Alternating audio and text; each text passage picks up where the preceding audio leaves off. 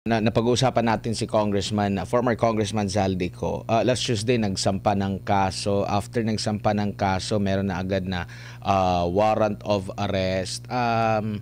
Ano pong basa nyo dito, attorney? May parang kaibahan or kumbaga parang irregularidad or meron ba kayong napupuna dito sa naging proseso pa na ito? Kasi matatandaan natin, ang nababasa ko rin kasi, baka ito rin yung tanong talaga sa karamihan sa mga Pilipino, bakit napaka bilis kung noong una na nagtatago, hindi agad mahanap, hindi mapabalik sa Pilipinas, pero nung may ibinulgar kung ano yung dahilan ng kanyang pagtatago, wala pa siya sa Pilipinas at naisabit niya or dinawit niya itong Pangulo at si dating Speaker, biglang bilis ang proseso sa pagsasampa ng kanyang kaso po, attorney. At may warrant of arrest na.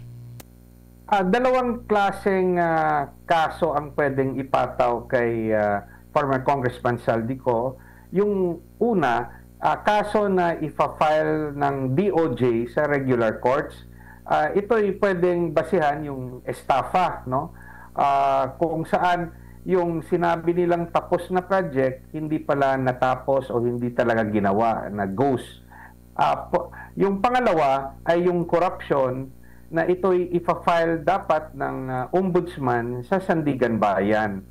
Now, once you file, no, the prosecution arm of the government, one is the DOJ and the other one yung ombudsman, once they file a case sa korte, either sa RTC or sa Sandigan Bayan, automatic mag-i-issue ng arrest warrant, no? If there is a probable cause that the case could stand trial.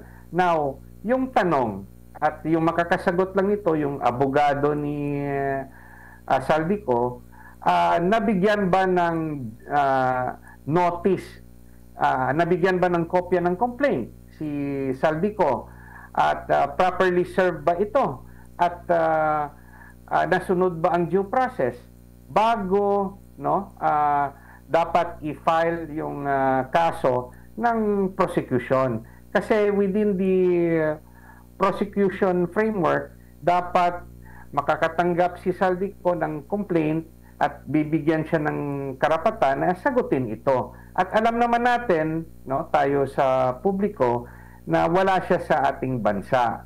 Now, yung ginawa ni Zaldico, kung saan meron siyang admission against self-interest, ito'y hindi natin masasabing confession kasi hindi naman to under oath. Let's say it is a declaration against self-interest. Ito'y magiging basihan ni Zaldico na mag-apply ng political asylum sa ibang bansa.